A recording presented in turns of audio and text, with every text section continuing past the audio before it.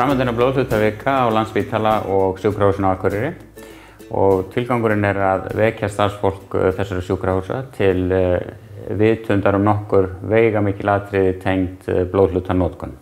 Nefnd blóðhlutanotkun hefur starfað á Landspítala og Sjúkrahúsinu á Akureyri síðan haustið 2016. Hlutverk nefndarinnar að stuðla að bættri blóðbankaþjónustu og markvissari og öruggari notkun blóðhluta og það gerum við með því að skapa örugga verkferla og skoða atvik sem skráð eru á blóðhlutanotkun. Öryggi sjúklinga alltaf í fyrirrúmi í allri þjónustu á Landspítala og því mikilvægt við fylgjum ákveðnum verkferlum við blóð og blóðhlutagjafir og það gildir sýnatökur, rannsóknir, blóðhlutaingjafir og skráningu gefinna blóðhluta.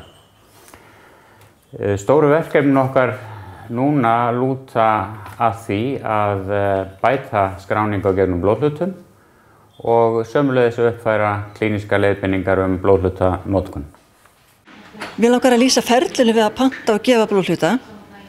Fyrsta skrefið fyrirmæli læknis í sjúkraskrá, en þetta nauðsynlegt að hafa skrifleg fyrirmæli fyrir hverja einustu blóðinngjöf.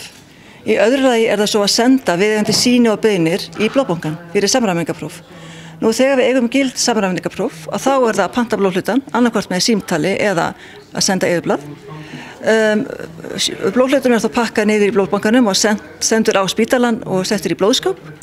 Nú hjúkrunarfræðingur eða annar heilbrigðisstarfsmaður sækir blóðhlutann og gefur sjúklingnum hann inn.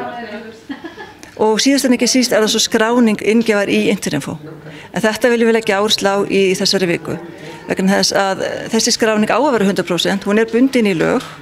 En eins og staðan núna, það náum við bara upp í ca. 77% skráningu. Við vitum við eigum miklu meira inni á Landspítalanum og viljum ná þangað.